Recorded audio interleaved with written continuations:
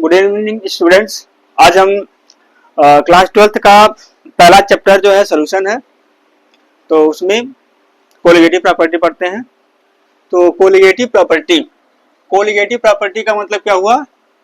Colligative property वो property होती है जो सॉल्यूट के नंबर ऑफ पार्टिकल पर डिपेंड करता है, उसको कोलिगेटिव प्रॉपर्टी कहते हैं। और मतलब नंबर ऑफ पार्टिकल पर या नंबर ऑफ मोल्स कह सकते हो, उस पर डिपेंड करता है, ना कि उसके नेचर पे डिपेंड करता है। तो कोलिगेटिव प्रॉपर्टी वो property, the property which depend upon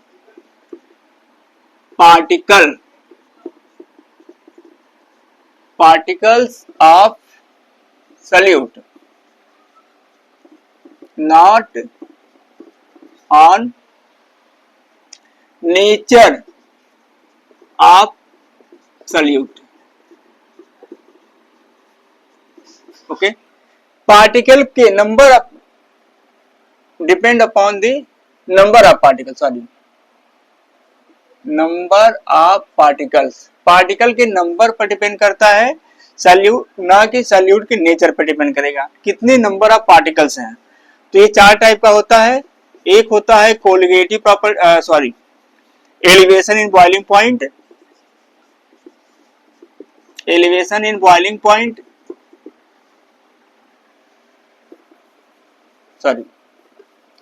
relative lowering of vapor pressure, relative lowering of vapor pressure, elevation in boiling point, depression in freezing point,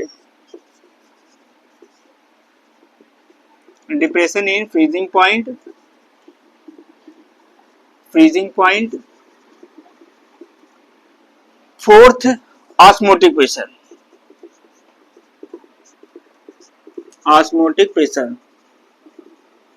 ये चार पढ़ना है हमको। तो सबसे पहले हम लोग पढ़ेंगे relative lowering of vapour pressure. Okay, relative lowering of vapour pressure. तो relative lowering of vapour pressure, तो हम ये जानते हैं कि कोई भी सॉल्यूट है और सॉल्वेंट है, अगर हम सॉल्यूशन बनाते हैं और उस सॉल्यूशन में मतलब सॉल्वेंट में अगर नॉन वोलेटाइल सॉल्यूट अगर डाल देते हैं तो उस सॉल्यूशन का वेपर प्रेशर घट जाता है। इसका मतलब क्या हुआ कि vapour pressure of solution is less than that of vapour pressure of solvent. ठीक है, तो फार्मूला हम डायरेक्ट फार्मूला लिख दे रहे हैं, P1 not minus PS upon P1 not equal to Chi2। ये फार्मूला है वेयर P1 नॉट जो है ये है आपका P1 नॉट क्या है जी? P1 नॉट क्या था? Vapour pressure of pure solvent, ये ना, वन मतलब सॉल्वेंट, टू मतलब solute. Vapour pressure of pure solvent, PS is the vapour pressure of solution. Vapour pressure of solution कह सकते हो या vapour pressure of solvent in solution, बात एक ही है। Chi2 क्या है? X2 मोल फ्रैक्शन ऑफ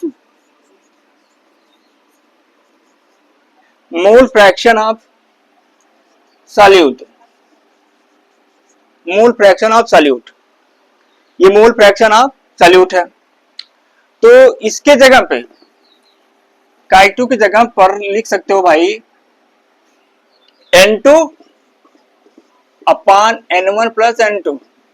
ये होगा number of moles of solute upon number of moles of solvent plus number of moles of solute. तो W2 upon M2 plus W1 upon M1। W2 क्या है? मास of solute, molar mass of solute, mass of solvent, mass of molar mass of solvent, है ना। Solute को, solvent को 1 से represent किया गया है, सॉल्यूट को 2 से रिप्रेजेंट किया गया है। ये होगा।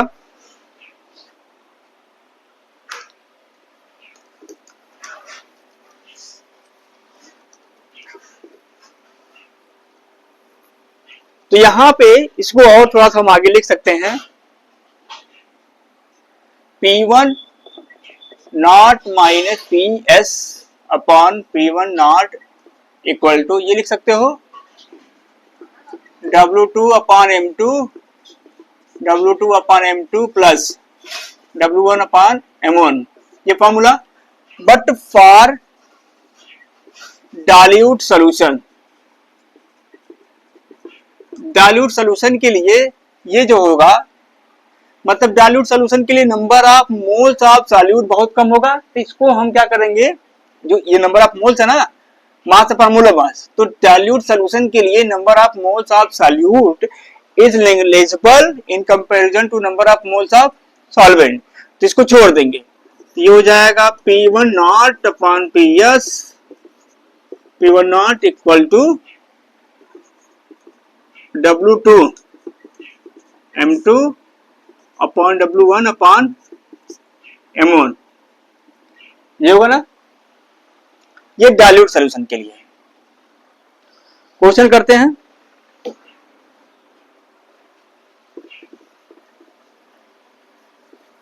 एनसीईआरटी का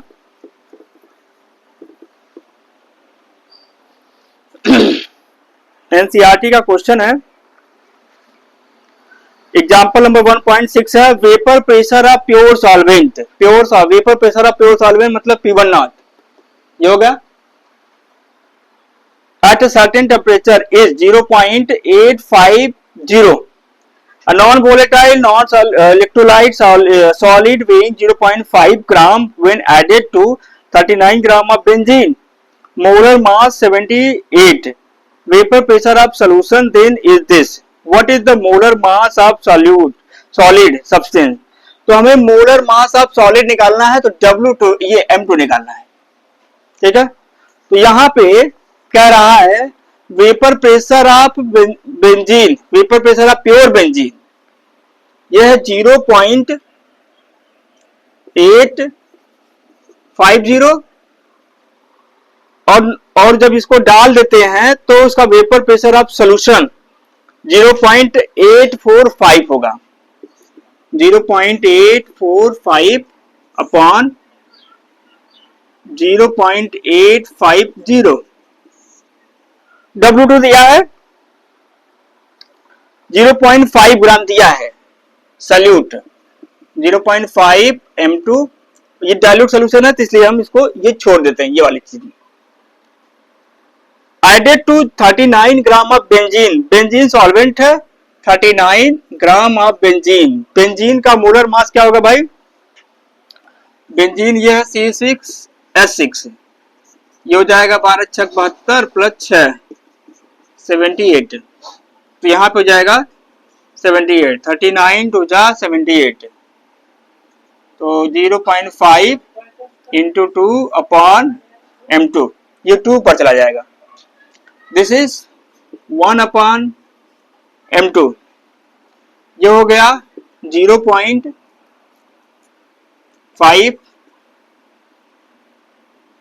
0 0,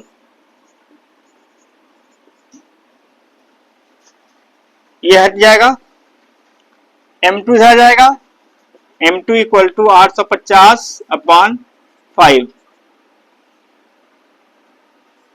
ये होगा M2 की वैल्यू। ये है आंसर। समझ में आया क्वेश्चन? हाँ,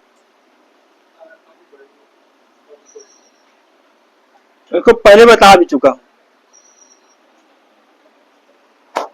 नेक्स्ट है elevation in boiling points, next colligative property. अच्छा, ये मतलब हमें ये भी देखना है कि ये कोलिगेटिव प्रॉपर्टी है कि नहीं। Relative lowering of vapour pressure, ये relative lowering of vapour pressure था, मतलब P1 not minus PS upon P1 not equal to Chi2। Chi2 मतलब क्या है, ये मोल फ्रैक्शन ऑफ सॉल्यूट है, और इसको बोलते हैं relative lowering of vapour pressure. तो relative lowering of vapour pressure equal to number of mole fraction of solute है, तो number of mole fraction of solute, तो number of mole fraction of solute किस पे डिपेंड करता है, number of moles of solute, है ना। तो number of moles of solute पे डिपेंड करेगा, तो number of moles of solute का मतलब पार्टिकल ही हुआ। इसका मतलब ये चीज सॉल्यूट के पार्टिकल पे डिपेंड करता है, that's why relative lowering of vapour pressure is a colligative property. एक नंबर क्वेश्चन आ सकता है कि सिद्ध करिए, प्रूव करिए कि ये जो relative lowering of vapour pressure is a colligative property. तो कोलिगेटिव प्रॉपर्टी क्यों हुआ, as we know that this is equal to mole fraction, which means mole fraction is proportional to the number of moles of solute, और number of moles of solute का मतलब क्या हुआ कि number of moles of solute वो number of particle of solute पे depend करता है।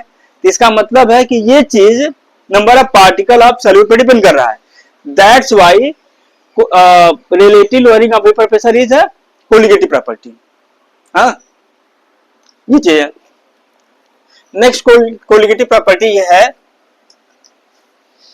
Elevation in boiling point.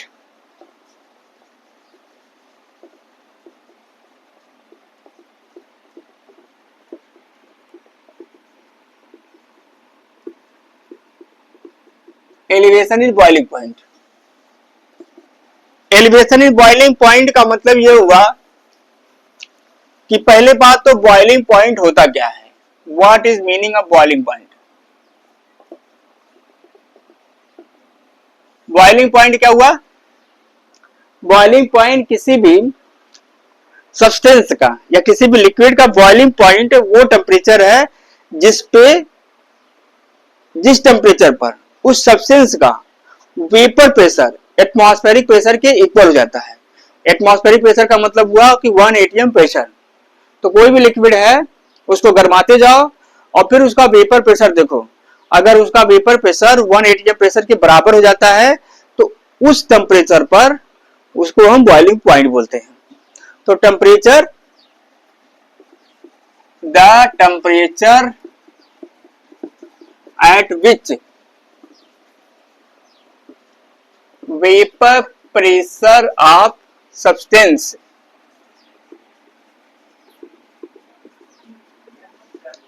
becomes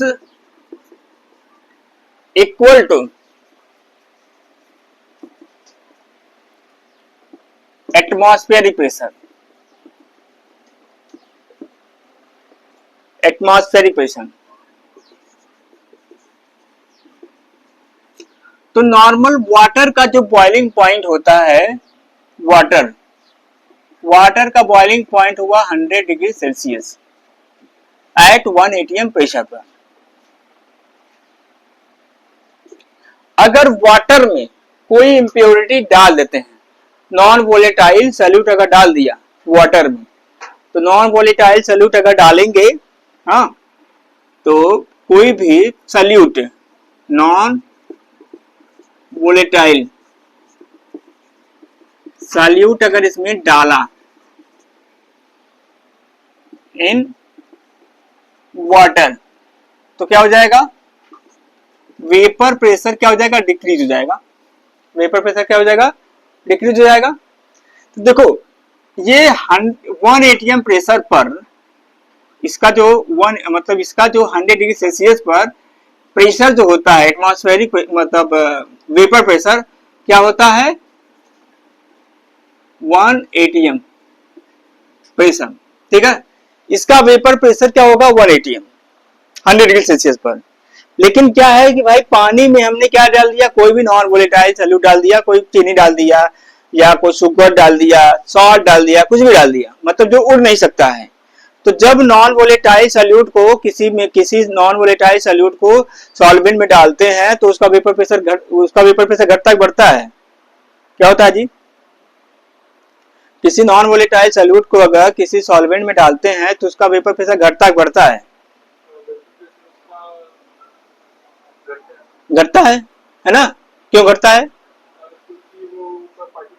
हाँ, क्योंकि सॉल्वेंट जो प्योर वोलेटाइल सॉल्वेंट है तो उसमें हमने कुछ डाल दिया तो जो सॉल्यूट है वो अंदर भी जाएगा, है ना, और सरफेस पे भी जाएगा। तो सरफेस पे जो उड़ने वाले जो पार्टिकल की संख्या थी वो घट गई, यानी वेपर प्रेशर घट गया, है ना। तो वेपर प्रेशर घट गया यानी जो हमारा वाटर है, जो हमने वाटर में कुछ मिक्स कर दिया, तो अब ये जो बना है सोल्यूशन, तो इसका बॉइलिंग पॉइंट बताओ 100 डिग्री से ज्यादा होगा कि कम होगा? ज्यादा होगा ना। तो अगर ये वाटर है, इसका जो बॉइलिंग पॉइंट है टीबी नॉट हो जाएगा। मान लो टीबी नॉट का मतलब क्या है कि vapour pressure of pure solvent, sorry boiling point. TB naught क्या है? Boiling point of pure solvent ना। और सोल्यूशन का बॉइलिंग पॉइंट क्या होगा? टीबी। टीबी क्या है? Boiling point of solution. तो इसमें कौन बड़ा होगा? ये कि ये बड़ा होगा। तो इसमें तो टीबी माइनस टीबी नॉट क्या हो जाएगा भाई? Elevation in boiling point, delta TB ना। Delta TB equal to TB minus TB not, ये हुआ मतलब एलिवेशन इन बॉइलिंग पॉइंट। तो कहने का मतलब क्या हुआ है कि when we add non volatile solute in a pure solvent then its vapor pressure decreases and boiling point increases. So increasement in boiling point of solution is called elevation in boiling point. समझे? किसी भी pure solvent में जब हम कोई impurity डालते हैं, मतलब कोई चीज डाले जो वेपराइज ना हो, उड़े ना, सॉल्ट है, नमक, ये सब उड़ता नहीं है, तो उसमें डालोगे तो उसका वेपर प्रेशर घटेगा, बॉइलिंग पॉइंट बढ़ जाएगा। तो इसी को एलिवेशन इन बॉइलिंग पॉइंट बोलेंगे। ग्राफ से हम लोग देखते हैं भाई, ये तो हमने ऐसे ही दिखा दिया ग्राफ से।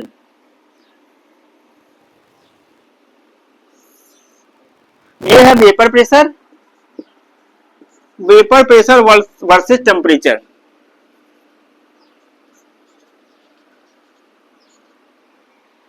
ये यहां पे एक बाउंड्री लाइन बना दिया, ये है एटमॉस्फेरिक प्रेशर 1 एटीएम प्रेशर, 1, यहां ये 1 एटीएम प्रेशर है, वेपर प्रेशर है ना, यहां तक। अब यहां पे देखो भाई, ये है सॉल्वेंट, प्योर सॉल्वेंट,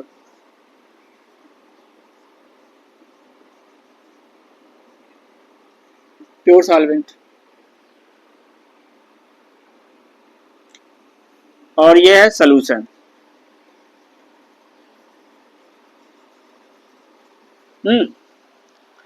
टेम्परेचर बढ़ाओगे, देखो टेम्परेचर बढ़ा रहे हो तो वेपर प्रेशर बढ़ रहा है, यहां पर भी वेपर प्रेशर बढ़ेगा, मतलब प्योर सॉल्वेंट का भी वेपर प्रेशर बढ़ेगा, और ये प्योर सॉल्वेंट, ये सोल्यूशन होगा ना, सॉरी ये सोल्यूशन है,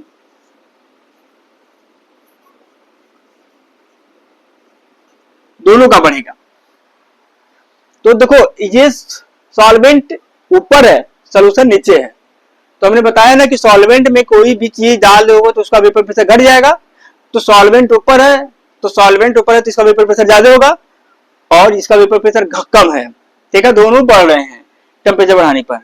तो यहाँ पे टेम्परेचर बढ़ाते बढ़ाते यहाँ पे आ गए, तो ये है तुम्हारा क्या है, मतलब एटमॉस्फेरिक प्रेशर। तो एटमॉस्फेरिक प्रेशर पे टेम्परेचर क्या होता है? बॉइलिंग पॉइंट होता है। तो ये हो गया boiling point of solvent, pure solvent. ये हो गया टीबी नॉट, और यहां पे हो जाएगा आपका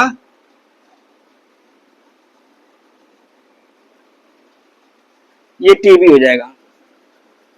ठीक है, टीबी नॉट क्या है? बॉइलिंग पॉइंट, मतलब इस टेम्परेचर पे boiling point of pure solvent होगा, और टीबी है ये इस टेम्परेचर पे बॉइलिंग पॉइंट ऑफ क्या होगा? सोल्यूशन होगा। तो इसमें जो डिफरेंस होगा भाई, देखो बॉइलिंग पॉइंट ऑफ सोल्यूशन इतना है, बॉइलिंग पॉइंट ऑफ सॉल्वेंट इतना है, तो इसमें से इसको घटा दोगे तो ये हो जाएगा डेल्टा टीबी, ये हो गया। हाँ, तो एलिवेशन इन बॉइलिंग पॉइंट,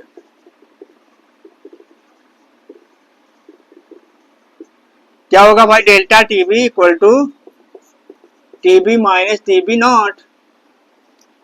तो वेयर टीबी क्या हो गया, TB not boiling point of solvent, pure solvent, और TB boiling point of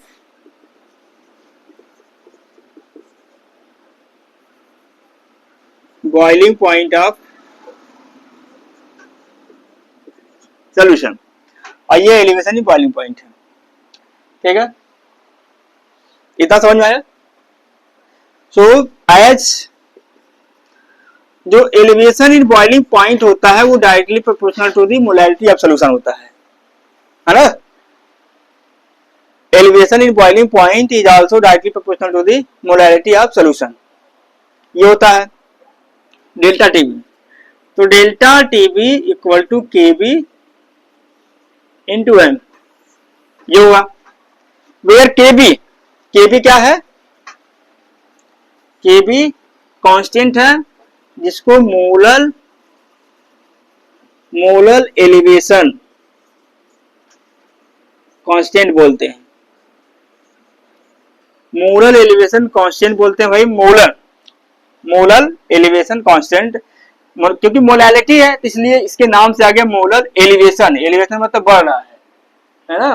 molar elevation constant, या इसका एक बहुत ही सुंदर नाम है इसका, इबुलियोस्कोपिक कांस्टेंट, इबुलियोस्कोपिक कांस्टेंट है ये, हाँ, इबुलियोस्कोपिक कांस्टेंट। तो कभी कभी डिफाइन करने के लिए बोलता है कि डिफाइन मोलर एलिवेशन कांस्टेंट, तो डेफिनेशन हम डिफाइन कर सकते हैं यहाँ पे। ये सब तो हो गया।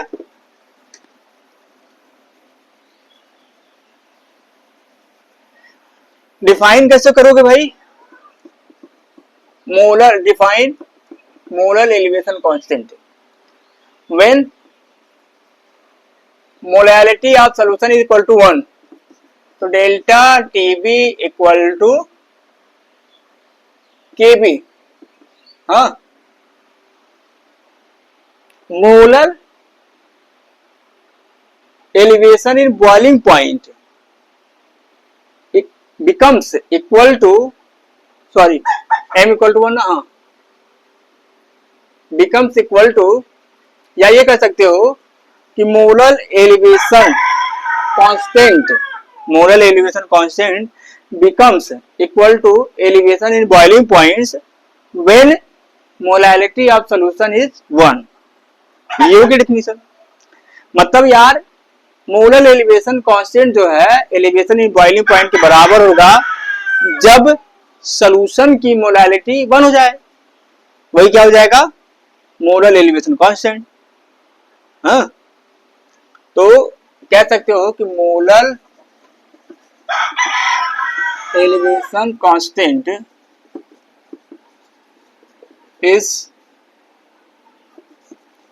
is the elevation in boiling point when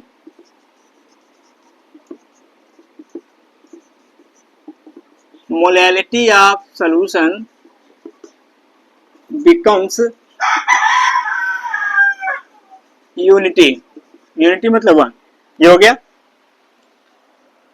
अब फार्मूला थोड़ा सा और, इसको हम m की वैल्यू मोलैलिटी ऑफ सॉल्यूशन, इसको थोड़ा सा और हम लिख सकते हैं, delta TB equal to KB into M. Molality of solution क्या होता है भाई, moles of solute upon mass of solvent ना। Moles of solute small w upon m, molar mass of solute capital W into 1000। यही हो गया delta TV. इससे भी आप लगा सकते हो फार्मूला ये सब जानते हो पहले, ठीक है ना। ये small w mass of solute, mass of solvent in gram, ठीक है, इसे बताने की जरूरत नहीं है। तो ये सब था। और यहां पे देखो भाई, elevation in boiling point is also a colligative property. How? देखो, delta TP directly proportional to the molality of solution, molality of solution, molality is also directly proportional to the moles of solute ना, moles of solute, और moles of solute directly proportional to the particles of solute. इसलिए elevation in boiling point क्या है? Colligative property. Question करते हैं इस पे numerical, कोई दिक्कत इसमें? कॉन्सेप्ट है एग्जाम्पल नंबर 1.7,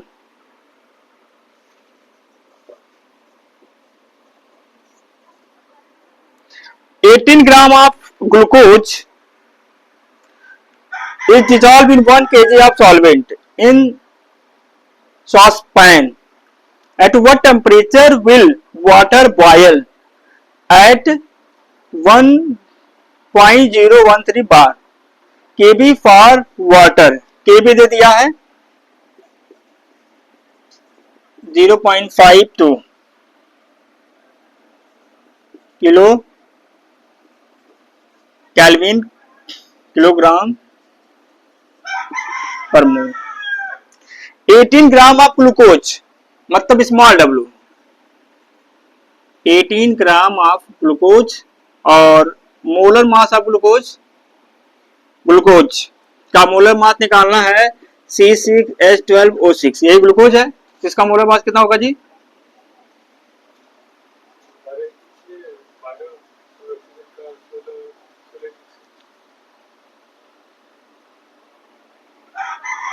कितना होगा?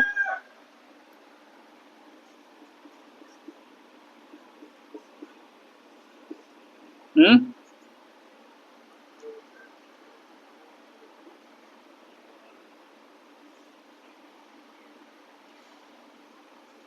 180। Capital W 1 kg of water, capital W 1 kg दिया ही हुआ है।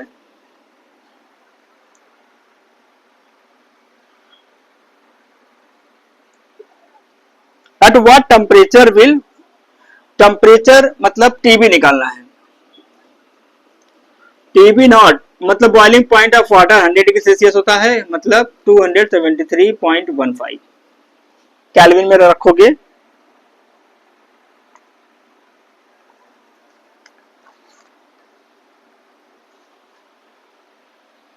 तो ये हो जाएगा 373.15 केल्विन। ये इंफॉर्मेशन अब हमको निकालना है बॉइलिंग पॉइंट ऑफ सोल्यूशन। तो बॉइलिंग पॉइंट ऑफ सोल्यूशन का मतलब 100 से तो ज्यादा ही आएगा।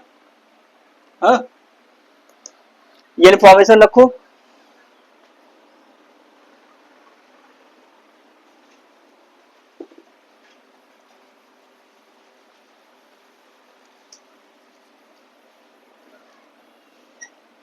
तो इसमें रखते हैं डेल्टा टीपी, केबी 0.52, डब्लू स्मॉल डब्लू 18 ग्राम, 1000 अपॉन 180 कैपिटल W 1 kg। इसे काट दो, 10 से कट जाएगा, ये कटा 52।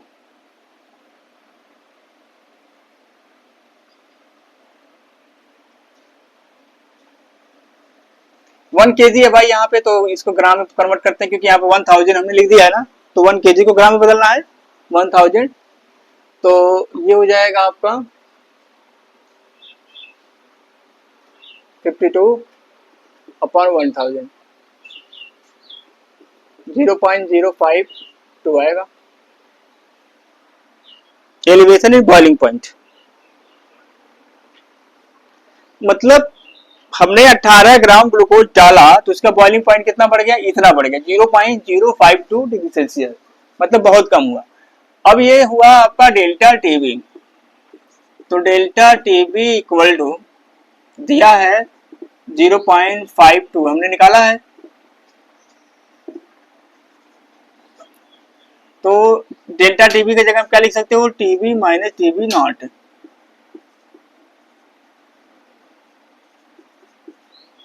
तो टीबी इक्वल टू इसको भाग इधर भेज दो तो 273.15 प्लस 0.52, इसको एक और जीरो बढ़ा दिया 273.202, ये हो गया केल्विन। ये टेम्परेचर हुआ फाइनली किसका है, बॉइलिंग पॉइंट ऑफ वाटर।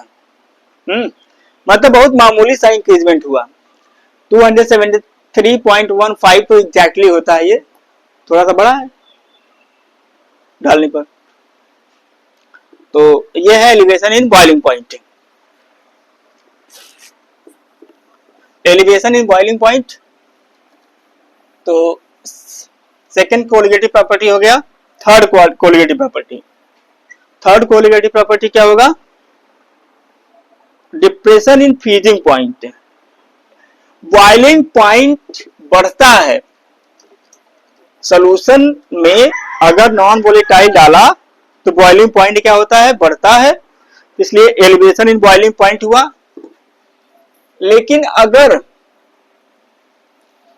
किसी भी फ्रीजिंग पॉइंट की बात अगर करते हैं, फ्रीजिंग पॉइंट, तो हर एक लिक्विड का, हर एक सब्सटेंस का अपना फ्रीजिंग पॉइंट होता है। हर एक सॉल्वेंट का फ्रीजिंग पॉइंट होता है, प्योर सॉल्वेंट का फ्रीजिंग पॉइंट होगा कुछ ना कुछ, जैसे वाटर है, वाटर का फ्रीजिंग पॉइंट 0 डिग्री सेल्सियस होता है प्योर वाटर का। लेकिन वाटर में अगर कुछ मिला दिया जाए, वाटर में ग्लूकोज मिला दिया जाए, चीनी मिला दिया जाए, सैंड मिला देते हैं, कुछ भी मिला देते हैं, तो उसका फ्रीजिंग पॉइंट कितना होगा, क्यों जी? वाटर में अगर हम कुछ मिला देते हैं, वाटर का फ्रीजिंग पॉइंट कितना होता है, हाँ हाँ, freezing point of water 0 degree Celsius. हाँ, केल्विन में क्या होगा, 273। हाँ,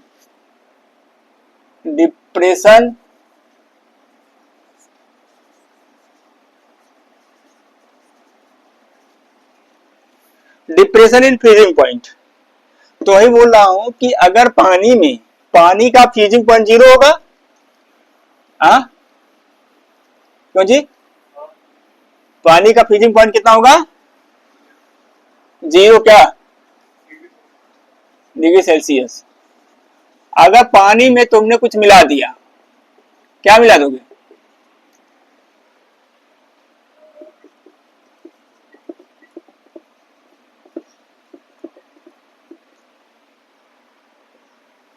कुछ मिला सकते हो पानी में, हाँ? कोई नॉन सॉल्यूट है, कुछ नॉन वोलेटाइल सॉल्यूट, नमक। अगर नमक मिला दिया तो उसका फ्रीजिंग पॉइंट 0 से बढ़ जाएगा कि घट जाएगा, हाँ? घट जाएगा। यार लिखा नहीं डिप्रेशन इन फ्रीजिंग पॉइंट या डिप्रेशन ऑफ फ्रीजिंग पॉइंट। अगर प्योर सॉल्वेंट में कोई नॉन वोलेटाइल सॉल्यूट मिला दिया जाता है तो बॉइलिंग पॉइंट बढ़ता है ना, बॉइलिंग पॉइंट बढ़ता है, तो उसको हमने पढ़ा क्या, elevation in boiling point. But freezing point की बात करोगे तो फ्रीजिंग पॉइंट घटेगा, है ना। फ्रीजिंग पॉइंट घटने का मतलब क्या है कि उसको कूल कर रहे हो, ठंडा कर रहे हो ना। जब ठंडा करोगे तो मॉलिक्यूल्स क्या होंगे, अरेंज होंगे।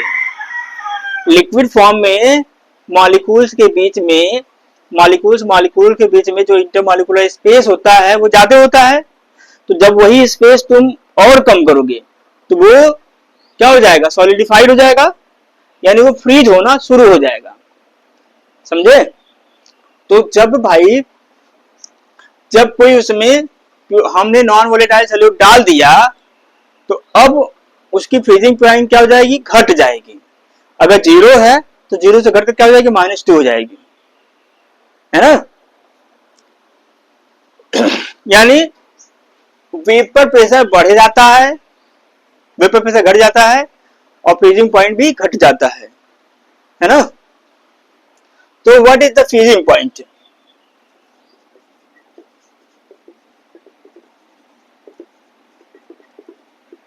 फ्रीजिंग पॉइंट का मतलब क्या हुआ, temperature, the temperature at which liquid and solid have same vapor pressure। ना जी, लिक्विड और सॉलिड क्या हो, सेम वेपर प्रेशर हो, तो उसी को फ्रीजिंग पॉइंट बोलते हैं। तो ग्राफ से देखते हैं भाई, when a non-volatile solute is added to pure solvent, then vapor pressure decreases and freezing point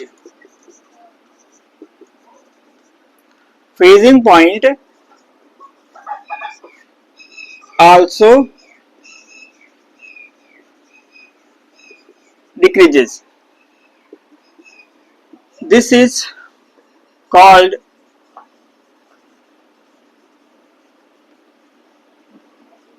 depression in freezing point। Depression in freezing, समझे। एनसीईआरटी का ग्राफ लेते हैं, vapour pressure versus temperature.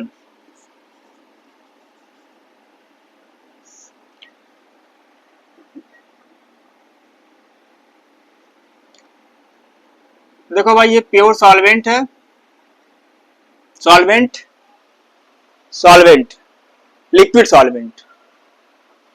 Vapour pressure घटाओगे, vapour pressure घटाओगे तो क्या होगा, liquid से सॉलिड हो जाएगा। हाँ, वेपर प्रेशर घटाओगे तभी ना होगा सॉलिड में, वेपर प्रेशर घटाना है। तो ये है तुम्हारा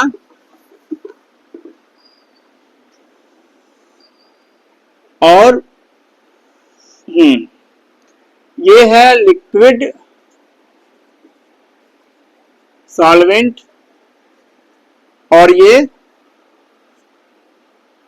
फ्रीज सॉल्वेंट, फ्रोजन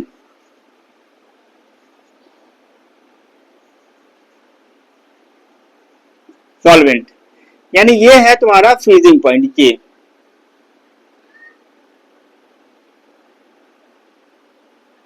है क्या जी, देखो ये लिक्विड सॉल्वेंट है, ये फ्रोजन सॉल्वेंट मतलब solid solvent.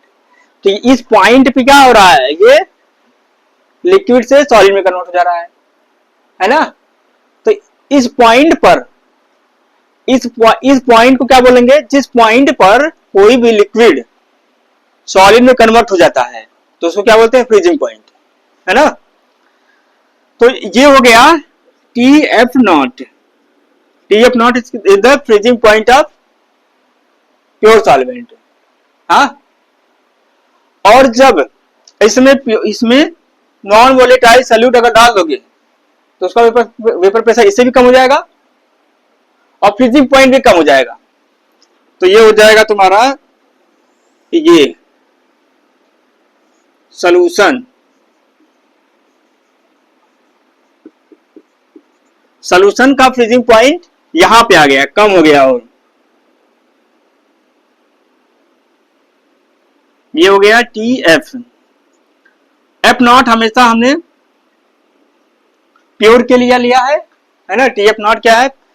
Boiling point of pure solvent. और ये क्या है? TF क्या है? Boiling point of solution. तो घट गया, तो ये हो जाएगा डेल्टा TF।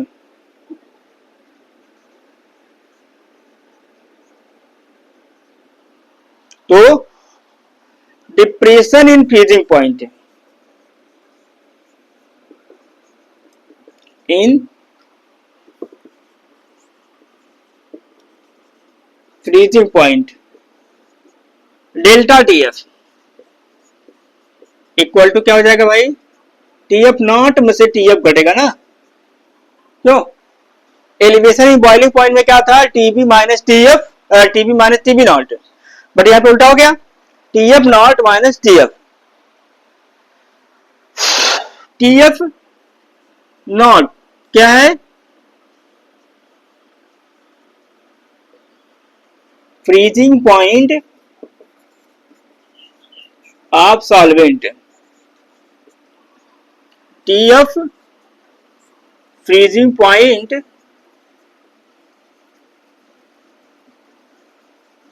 Of solution. क्यों जी? याद है? समझ में आया? आगे बढ़ा जाए। आगे जो है, जिस तरह से हमने एलिवेशन इन बॉइलिंग पॉइंट के बारे में कहा कि elevation in boiling point is directly proportional to molality of solution, in the same way here delta TF is directly proportional to the molality of solution. Molality of solution. तो delta TF equal to KF और into M, ये होगा। हाँ, M क्या है? Molality of solution. KF क्या है? Molar depression constant, या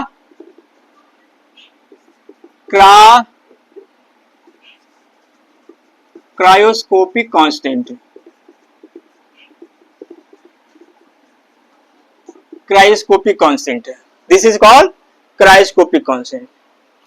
तो इसको डिफाइन कर सकते हो, definition molar depression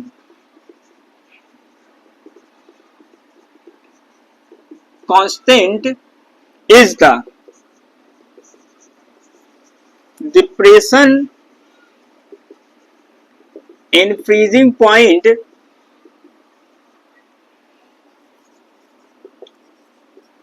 when molality of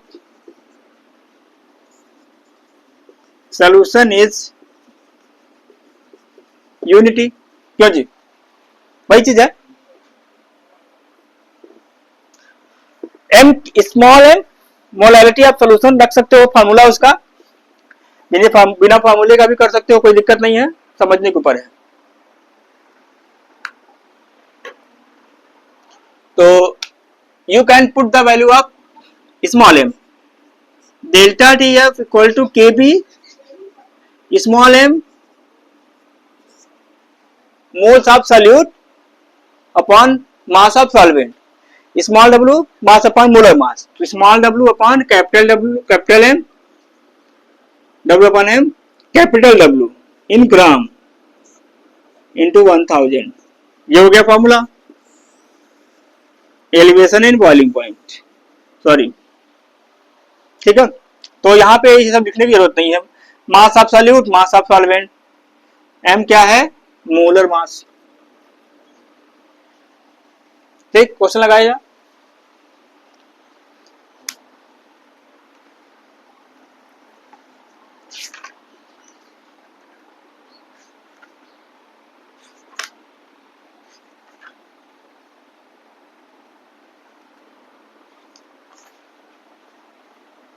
example में 10 देखो तो पढ़ो।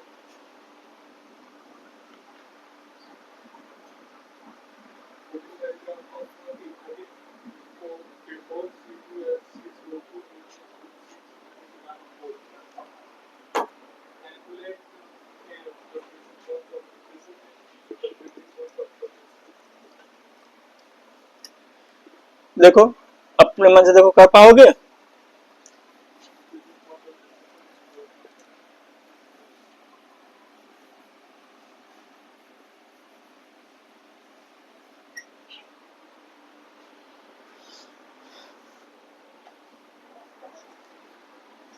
(45 gram of ethylene glycol).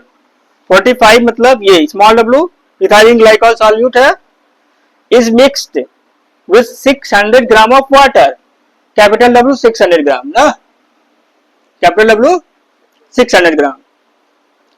Calculate the freezing point depression, मतलब depression in freezing point, delta T मतलब कहने का मतलब 600 ग्राम पानी है और उसमें 45 ग्राम ऑफ इथाइलिन ग्लाइकॉल डाल दिया, मतलब जोड़ेगा नहीं, तो उसका फ्रीजिंग पॉइंट कितना घट गया, डेल्टा टी। और फ्रीजिंग पॉइंट ऑफ सॉल्यूशन निकालना है।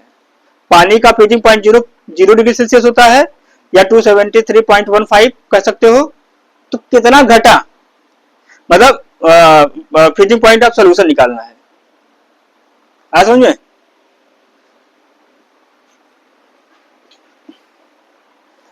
तो 45 delta TF that is formula मैं रख दे रहा हूं, केबी, सॉरी यार केएफ है भाई, ये केबी नहीं रहेगा, हाँ केएफ रहेगा। तो केएफ की वैल्यू जो होगी यहाँ पे तो दिया नहीं है, बट टेबल से हम निकाल सकते हैं, 1.86 होता है। तो यहाँ पे delta TF equal to KF 1.86, KF small w 45 gram into 1000 upon m ethylene glycol C2H6O2। भाई इसका मूल्यमान निकालो, m 24 36 62, तो C2 इंटू कैपिटल W 600 ग्राम।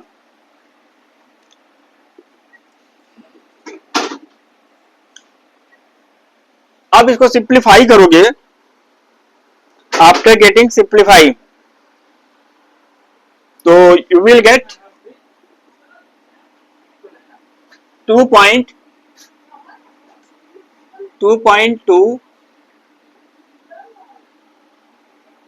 कैल्विन। यहां पे देखो ये घट रहा है तो ये कैल्विन लिखो, 4 डिग्री सेल्सियस लिखो, कोई दिक्कत नहीं है, इतना घट गया, ठीक है ना। सिंप्लीफाई करोगे भाई इतना आएगा, कैलकुलेशन कर लोगे, ये हुआ। अब डेल्टा टीएफ के जगह क्या लिख सकते हो, T F naught minus T F equal to 2.2, तो कैल्विन में ही लिख दो, कोई दिक्कत नहीं है। टीएफ नॉट जो होता है 273.15 माइनस टीएफ निकालना है 2.22, तो टीएफ इक्वल टू ये हो जाएगा 273.15 माइनस 2.2, जीरो लगा दो, तो ये हो जाएगा 5 और 3 0 270.05।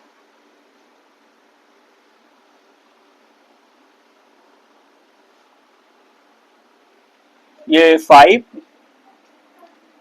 माइनस 0 0 हो गया। अच्छा 11 में से 2 9 हो गया ना, सॉरी ये 9 हो जाएगा, हाँ ये आएगा, ये हो गया, देखो घट गया ना, फ्रीजिंग पॉइंट इसका घट गया। ये हुआ।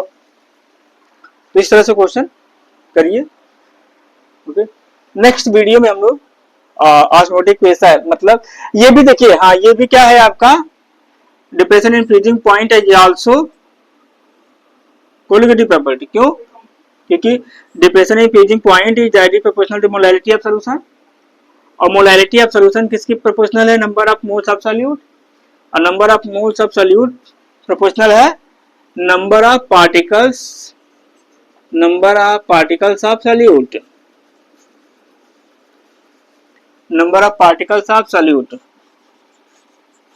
That's why depression in freezing point is elevation in boiling point, colligative property, sorry. ठीक है, तो इतना रखते हैं फिलहाल अभी।